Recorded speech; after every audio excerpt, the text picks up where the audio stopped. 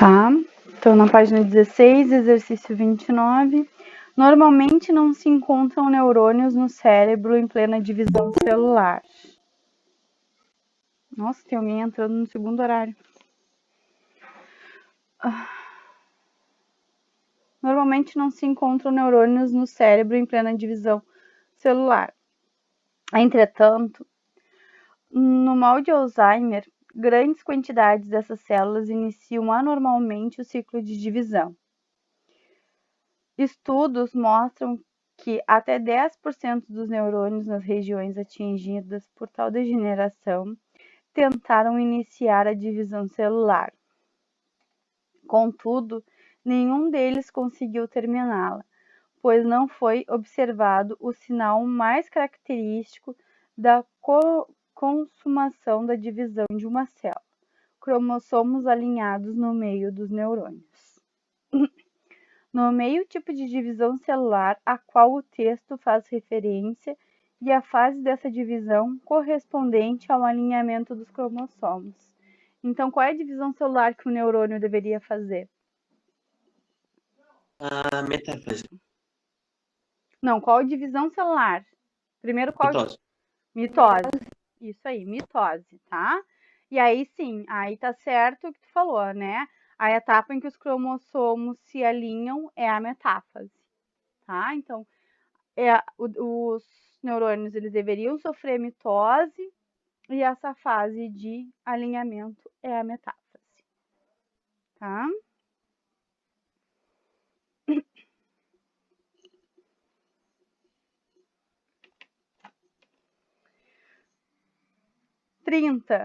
Assinale a alternativa correta quanto à mitose em espécie humana.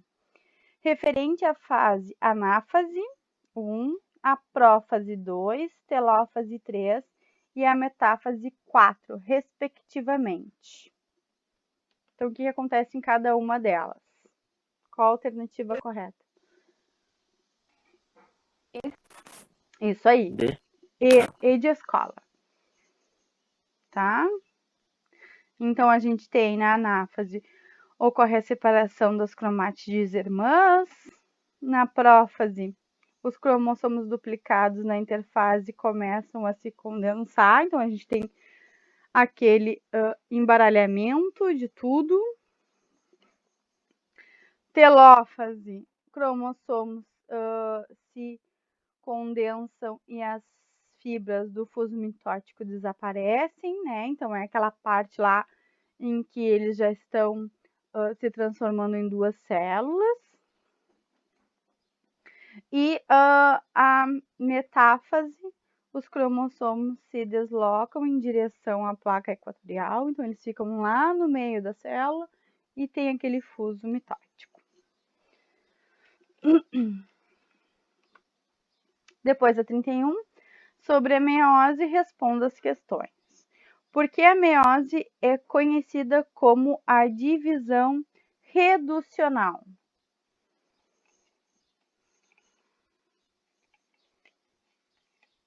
E aí?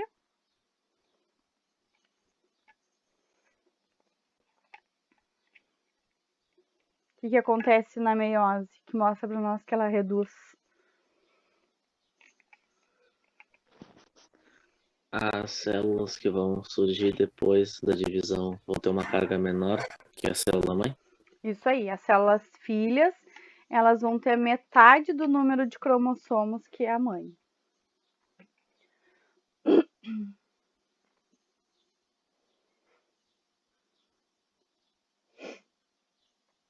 Depois na B, porque a meiose pode ser considerada uma fonte de variabilidade genética.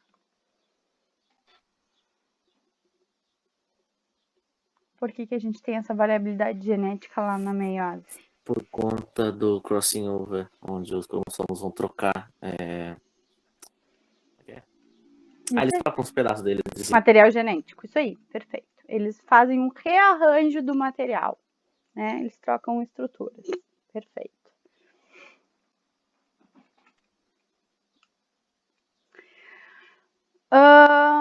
Que tipo de meiose ocorre nos animais e nas plantas? em espécies de algas e protozoários. Então, qual é a meiose que acontece nos animais?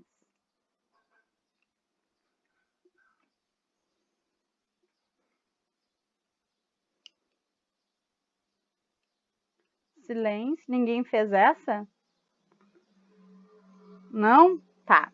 Então, nos animais é a meiose gamética, que é a formação dos gametas. Tá? As plantas, elas não têm gametas, elas têm esporos.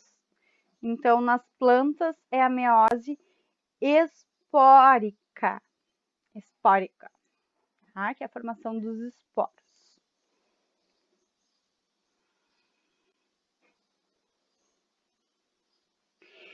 E nos protozoários, nós temos a meiose zigótica, que é a formação do zigoto, tá? Que já é do indivíduo.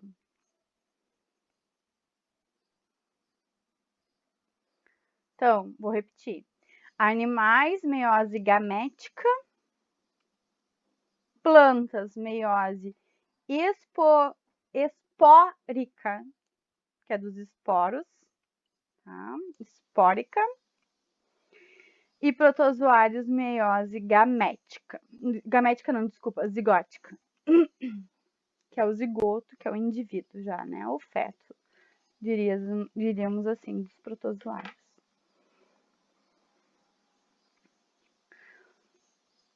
Pessoal, com relação à divisão celular, ficaram com alguma dúvida? Não? Tem certeza? Então, pessoal, vamos lá para a página 34 do livro didático.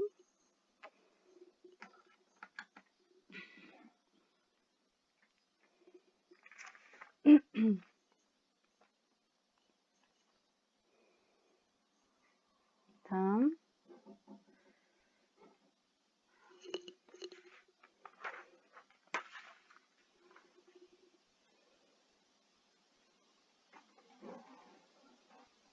Que aí agora a gente vai entrar na genética. Então, assim, ó, me parem se vocês ficarem com alguma dúvida. Não fiquem com dúvidas, porque agora a gente entra na parte que a porca torce o rabo, tá? Então, a gente tem que ter certeza de tudo que a gente está vendo para ir lá para outra parte da genética, tá? Bom, então aqui na página 34, começa falando para nós sobre esse histórico genético. Então, a gente vai ver como é que aconteceu a descoberta da genética, tá? E aí a gente vai conhecer alguns conceitos genéticos que a gente tem que saber, tá? A gente tem que ter eles certinhos na nossa cabeça, porque quando chegar lá nas atividades de genética, nos exercícios de genética propriamente dito, a gente precisa saber esses conceitos, porque são as formas que vão ser falados para nós lá nas atividades, tá? Então, aqui é o início de uma parte bem importante. Bom, então, ali na página 34, fala para nós, né, que então a genética, ela é a ciência que estuda a transmissão das características entre descendentes, né? Então, esse processo de hereditariedade, né? O que a gente consegue receber dos nossos pais, as nossas características, tá? O porquê que dizem, é parecida com o pai, é parecida com a mãe, é parecida com a tia, tá? Então, essas nossas características que constroem, né, o indivíduo, né? Então, todas as nossas características, elas vão estar relacionadas com a genética. Altura, peso, cabelo, tá? Se é liso, se é crespo, se é loiro, se é castanho. Então, todas as nossas características, elas estão relacionadas com a genética, com a nossa herança, né? Com o que a gente recebe lá nos cromossomos que vem do óvulo e do espermatozoide. Nessa mistura dessas duas características, tá? Olho claro, olho escuro, nosso tipo sanguíneo, tudo isso é herdado a partir do nosso DNA, das nossas características. Então, aqui tá falando, né, tudo isso para nós, que a hereditariedade são essas características, tá? Que é claro que algumas coisas, algumas características nossas, elas vão ser influenciadas pelo ambiente, tá? Por exemplo, a nossa alimentação, ela pode influenciar no nosso peso, tá? Por mais que a gente tenha tendência a ser mais gordinho ou a ser mais magrinho, o que a gente come, o ambiente em que a gente está, vai influenciar. A mesma coisa, por exemplo, a cor da nossa pele, tá? É claro que tem gente que tem tendência a ser mais moreno e tem gente que tem tendência a ser mais branco, mas dependendo do ambiente onde a gente está, se a gente pega mais sol ou não, a nossa pele vai ficar mais clara ou mais escura, tá? Claro, sempre acompanhando as características hereditárias, né? Nossa herança. Eu mesma sou tão branca que se eu fico muito tempo no sol, eu fico vermelha. Mas se a gente tem uma exposição contínua ao sol, né, do ambiente, a gente acaba tendo uma coloração um pouquinho mais escura do que normalmente seria se a gente ficasse com menos sol, tá? Então, esse ambiente ele também pode afetar em algumas características nossas. Então, fala ali sobre a diversidade entre as espécies. Então, todas essas nossas características, tamanho, cor, né? Elas são uma diversidade, é o que mostra para nós, né? O que a gente tem de diferente entre os nossos seres, tá? E é o que a gente passa para os descendentes, né? Então, o que a gente herdou, por exemplo, dos nossos pais, tá? As nossas diferenças, elas também vão ser influenciadas. Então, a nossa genética é essa mistura das nossas características, né? Do que a gente tem de igual e do que a gente tem de diferente também. Lembrem que no momento que dois indivíduos completamente diferentes, eles procriam, eles vão formar um outro ser que vai ter características, por exemplo, do macho e da fêmea, mas que vai ser diferente ao macho e à fêmea, tá? Vocês têm características do pai de vocês, têm características da mãe de vocês, mas vocês são um ser único, tá? Até os irmãos aqui que a gente tem na nossa turma, se vocês se compararem, vocês vão ver que vocês são únicos, que vocês têm características que diferenciam um do outro, mesmo tendo essa relação que o pai e a mãe tenham a mesma genética, tá? Então, essa diferenciação, ela vai fazer com que os indivíduos, eles mantenham algumas características que são boas ou não, tá?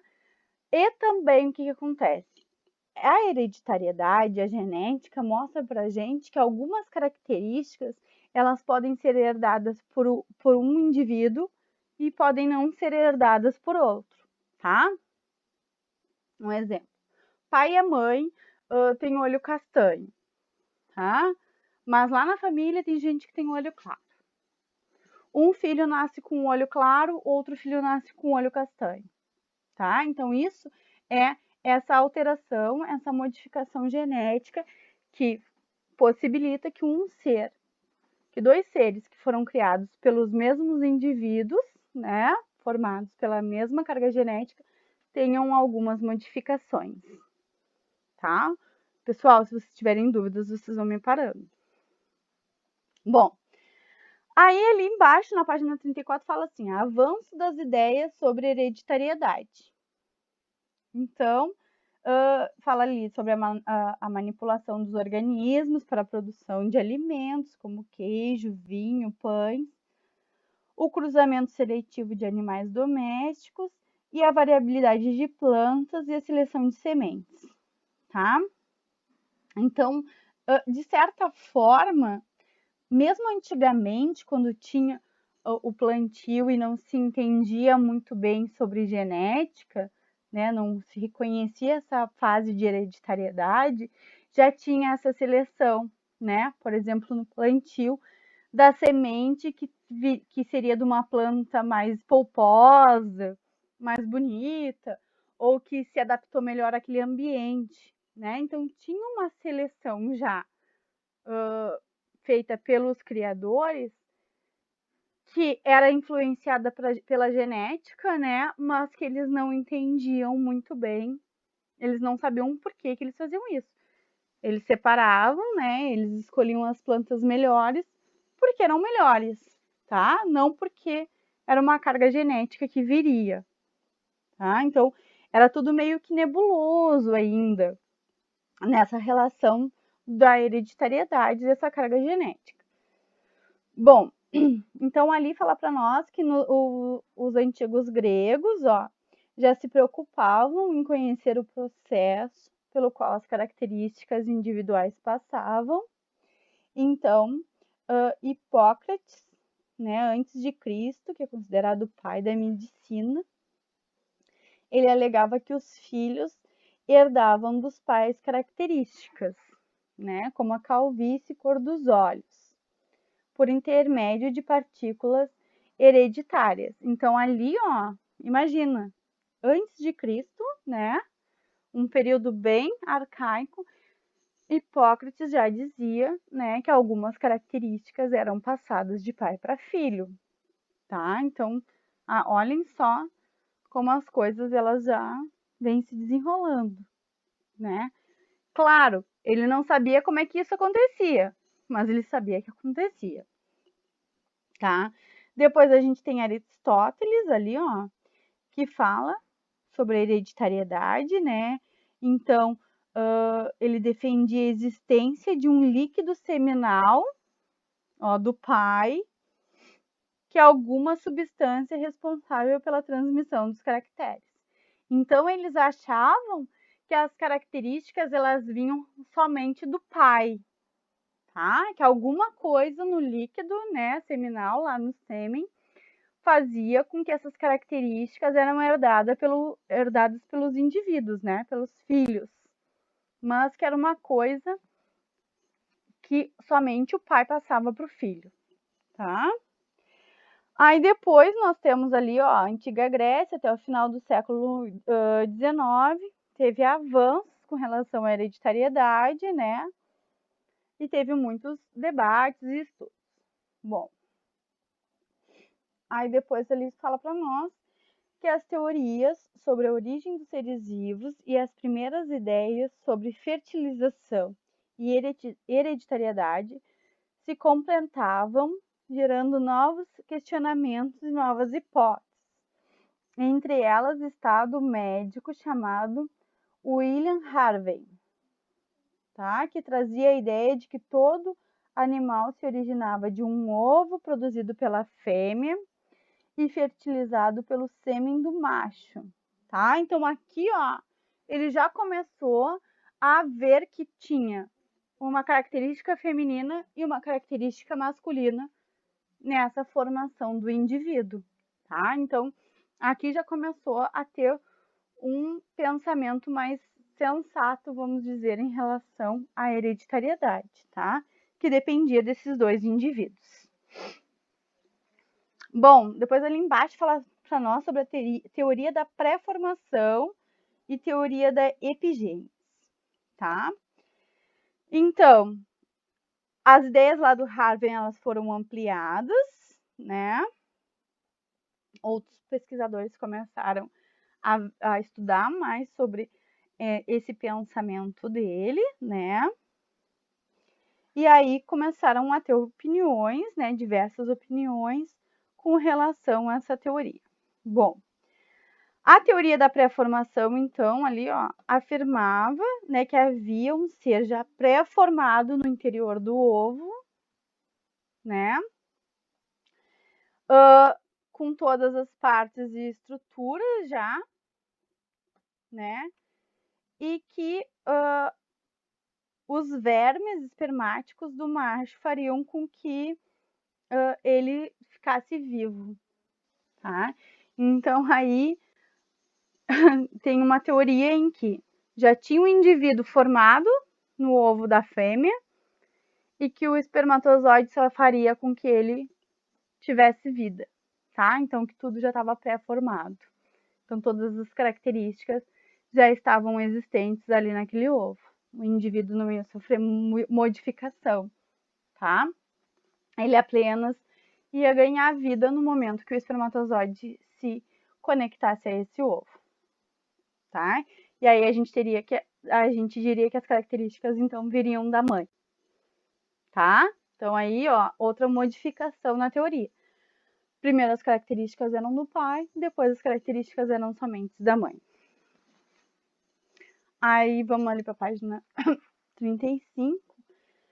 A epigênese, então, ela se opôs a essa teoria da pré-formação, tá?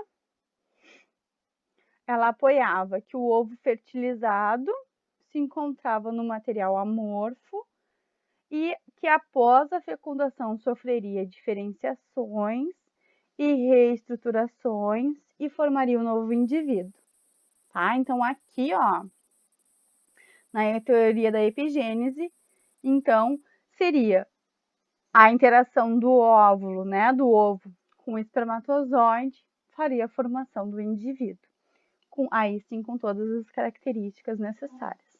Então aqui na teoria da epigênese, a gente tem, começa a ter essa ideia, né, de que as características da fêmea e a do macho se juntam para formar um novo indivíduo, tá?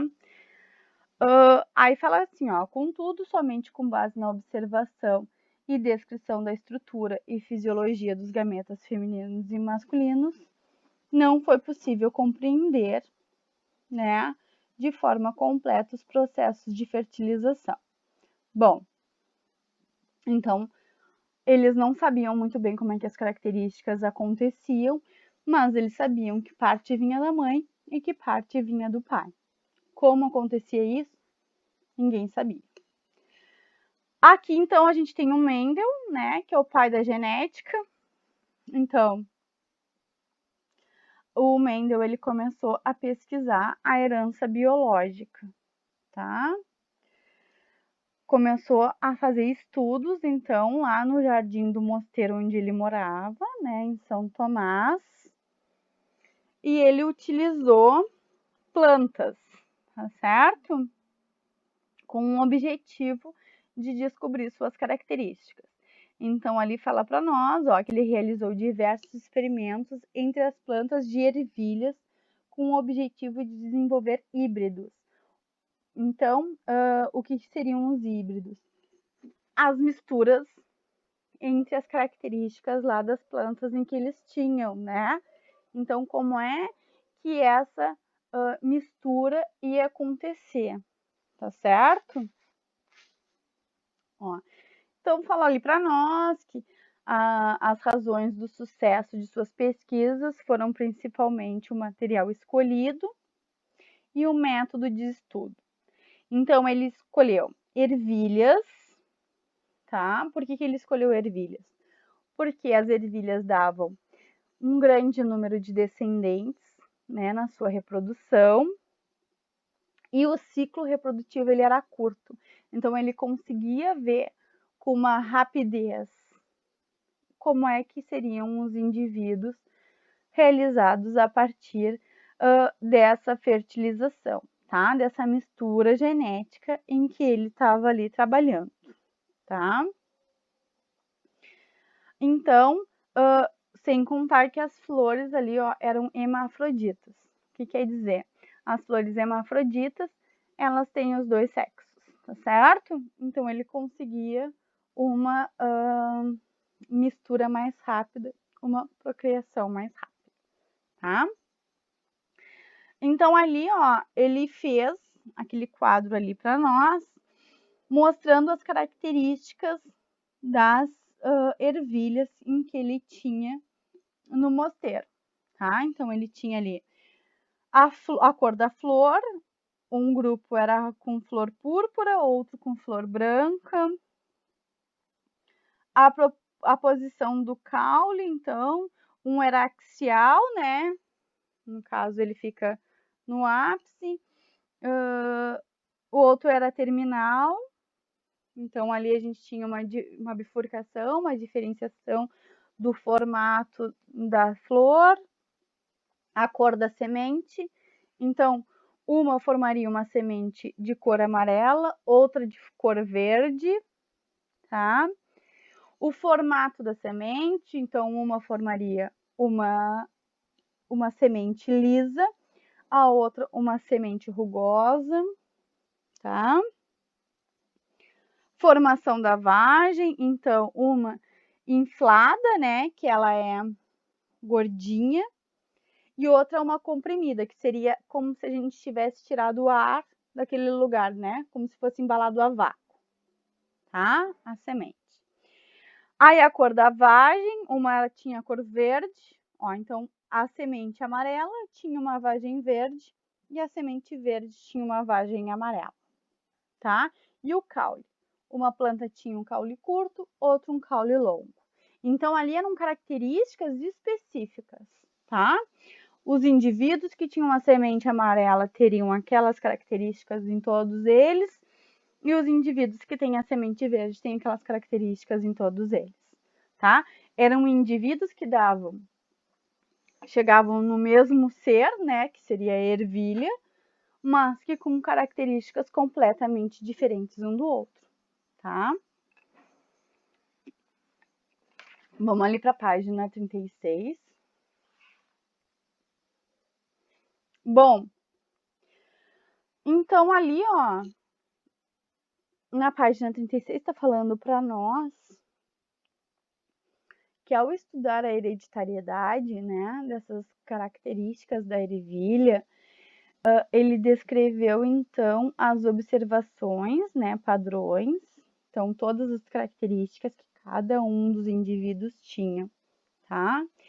E aí, a partir dessas características fixas, tá, entre esses indivíduos, que ele começou a fazer cruzamentos a partir delas, tá? Então, ele pegou uma planta verde, característica, com todas as suas características lindas, maravilhosas. Pegou uma planta amarela, com todas as suas características lindas e maravilhosas, e juntou, tá? Fez um cruzamento entre as duas, para ver como ia acontecer toda essa modificação. Como é que os seus filhos iam sair, tá? Então, ali fala para nós, ó, que mais tarde, em 1865, ele apresentou um trabalho chamado Experiências em Híbridos de Plantas, né, na Sociedade dos Naturalistas, e seus estudos eles foram impressos e distribuídos pelos países. Então, aqui, ó, ele já começou a mostrar o que tinha acontecido com essa mutação que ele tinha feito, né? Com essa reprodução de dois indivíduos que eram diferentes, tá?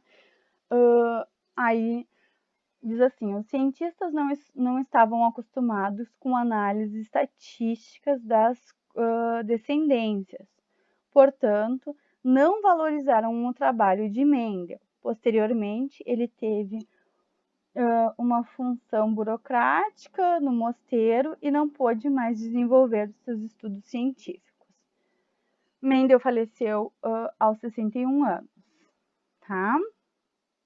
E aí, 16 anos após a sua morte, né, 3 cientistas começaram, então, trabalhando separadamente, mas simultaneamente, começaram, então, a chegar às conclusões lá com relação aos trabalhos de genética do Mendel, tá bem? A gente vai ver depois, né? Então, aqui é mais um histórico mesmo de quem começou a genética. A gente vai ver depois o que aconteceu lá com a mistura das ervilhas, tá? Da ervilha verde com a ervilha amarela, tá certo? Bom,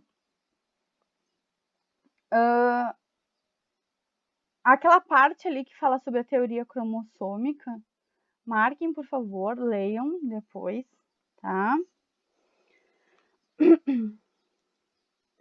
E aí a gente vai ali para a parte dos conceitos, tá? Bom, então aqui, ó, nessa parte dos conceitos, na página 37, são conceitos, né, relacionados ao cruzamento genético, todas as funções, né? Alguns foram criados pelo Mendel e vão descrever toda a função genética, tá?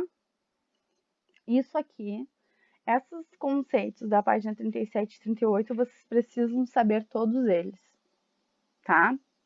Bom, então primeiro ali, caractere, tá? É o aspecto morfológico ou fisiológico de um indivíduo, tá? Então, quer dizer, é o que a gente enxerga, a característica que a gente enxerga, tá? Então, ele tá falando para nós, ó, por exemplo, pigmentação da pele, altura da planta, coloração da flor. Então, todas as características, né, que a gente vê é um caractere, tá? Se a flor é rosa, se a flor é branca, tá? São caracteres, características, tá? Gene. Gene é a unidade hereditária presente nos cromossomos. Então, é aquela coisinha, aquela partezinha ali do cromossomo que faz com que aquela característica apareça lá pra gente, tá?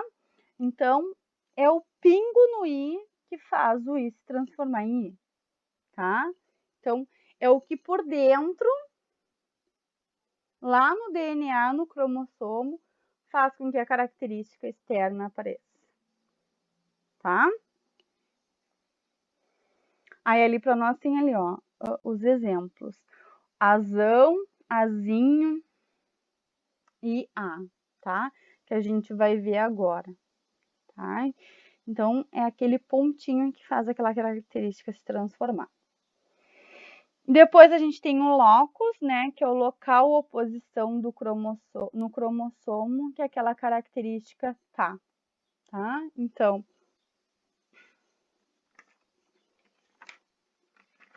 deixa eu ver aqui. Uma imagem de um cromossomo. Aqui, ó, um desenho de vocês. Aqui, tá? Então, a gente tem um cromossomo com um DNA, onde a gente vai ter uma sequência de características. Então, o locus é o local específico onde aquela característica vai estar presente. Tá, pessoal? Depois nós temos os alelos, né, que são as variações do mesmo gene que ocupam os locus, né? Então, os alelos é aqui, ó. Estão vendo que aqui são cromossomos homólogos, são iguais, tá? O locus é o lugar onde a característica vai estar presente no cromossomo. Os alelos, ó, vocês estão vendo que um é azão e o outro é azinho, é o que faz com que a característica esteja presente, tá? Então, alelos é especificamente o que forma a característica, tá? Se é azão, se é azinho, se é bezão, se é bezinho, tá bem? Cromossomos homólogos, então, são os cromossomos que carregam a mesma característica, o mesmo caractere, tá certo? Caractere dominante. Então, é aquele que resulta da presença de um alelo, tá? Então, é aquela característica que vai aparecer, mas que ela vai dominar em cima de outra característica, tá? Então, ali para nós mostra que ela pode ser em dose simples, heterozigose, tá? Encobre, então, a manifestação de um caractere recessivo. Por exemplo, tá? A cor do olho, tá certo? O olho castanho, ele domina sobre o olho claro, tá?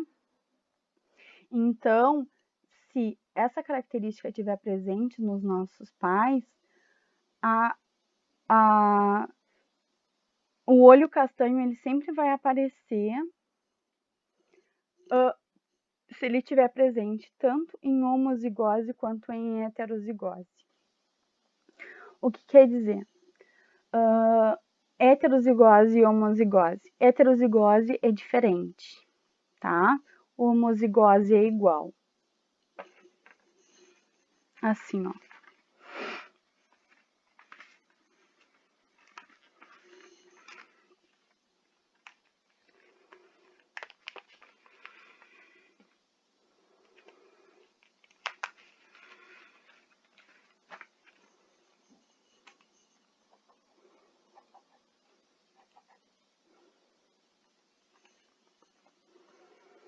Homozigose. Os dois As são iguais, tá? Heterozigose, os As são diferentes. O que quer dizer? Os genes, tá? Que formam a característica homozigose iguais, heterozigoses diferentes, tá? Dominante. Sempre a letra maiúscula, ela vai dominar sobre a minúscula, tá? Então, a característica, uma determinada característica, ela sempre vai dominar em cima da outra, tá? Aqui, por exemplo, olho castanho, olho claro, tá? O olho castanho, ele sempre vai dominar em cima do olho claro. Então, o olho castanho, ele vai aparecer na nossa característica, né? No que a gente enxerga, tanto se ele tiver em homozigose, tá? Se ele apresentar assim, quanto se ele se apresentar assim em heterozigose, tá? Porque ele domina em cima do olho claro, tá certo? Então, é isso que está falando aqui para nós sobre o caractere dominante, tá? Ele sempre vai aparecer independente de quem vir junto, tá? Se a característica do olho claro, por exemplo, vir acompanhada do olho castanho. O olho castanho, ele é muito mais forte, vamos dizer assim, então ele vai dominar em cima do olho claro, tá? E o caractere recessivo, ele só vai aparecer em homozigose, tá? Então, ele só vai aparecer quando for assim, azinho, azinho. Por exemplo, um indivíduo que tem um olho claro, o olho claro ele só aparece porque a característica recessiva ela vem pareada lá no cromossomo dele, tá? Lá no loce dos cromossomos homólogos, os alelos são idênticos, tá? Então, aqui, ó, fazendo o desenhozinho ali de vocês, bem feio, tá? Então, seria isso aqui, tá? O olho claro, ele só aparece se no mesmo local lá dos cromossomos homólogos, essa característica for homozigótica, for igual, tá? Se for que nem tá ali no desenho de vocês, o dominante, a letra maiúscula, né? A característica mais forte vai aparecer, tá? Então, Isso aqui é a diferença de dominante para recessivo. O dominante ele aparece tanto se ele vem duplo, igual, quanto se ele vem com a característica recessiva acompanhando. A característica recessiva, né, que é o diferente, ela só acontece quando ela vem em duplinha igual, idêntica, tá? Quando é assim, ela não vai aparecer, tá? O indivíduo ele pode passar para o filho. Por exemplo, pais com olhos castanhos conseguem passar um olho claro para o filho se eles tiverem lá no cromossomo dele a característica para o olho claro, tá?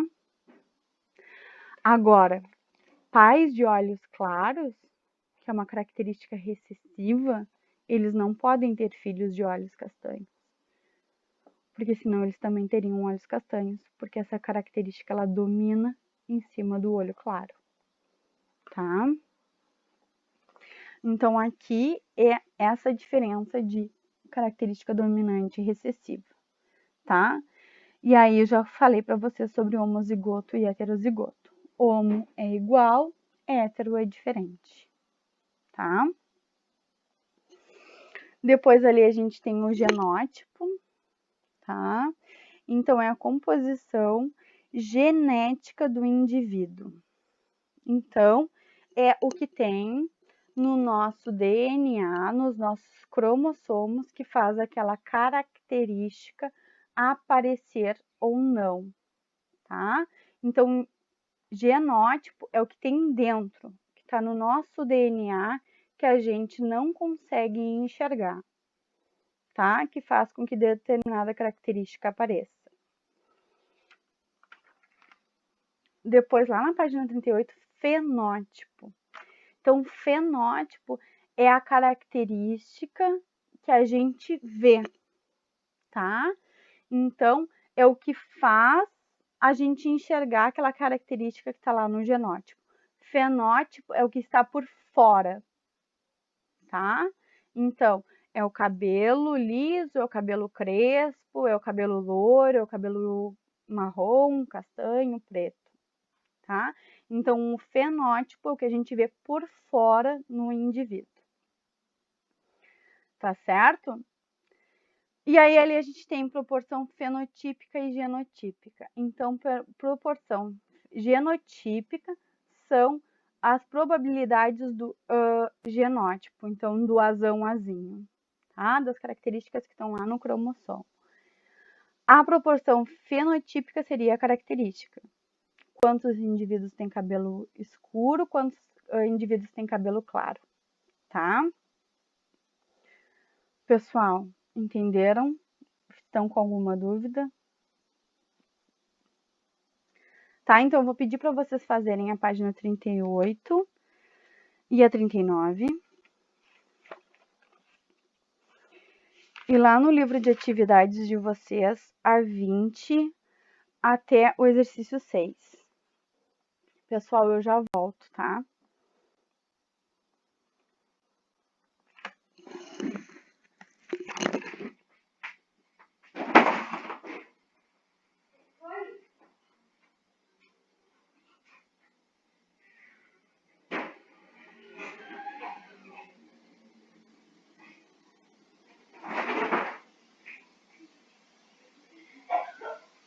Que foi?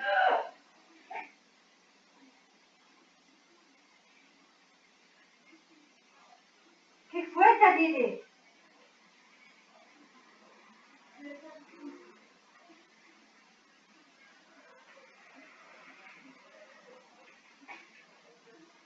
Flávia! Socorre aqui a Tadine! Atende aqui a Tadine!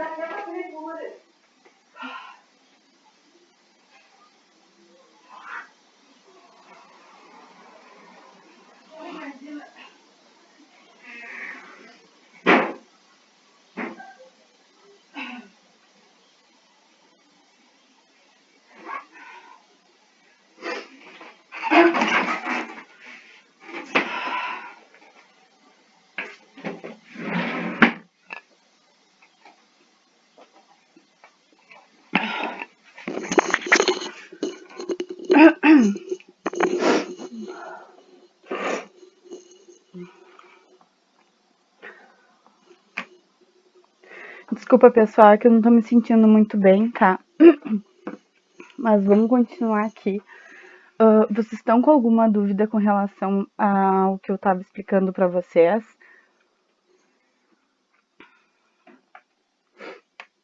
Até agora eu tô tranquilo. Tá, então vamos fazendo as atividades, tá? Qualquer dúvida que vocês tiverem, vocês me chamem, tá? Eu vou ficar aqui com vocês. Então, repetindo, página 38 e 39 do livro didático. E lá do livro de atividades,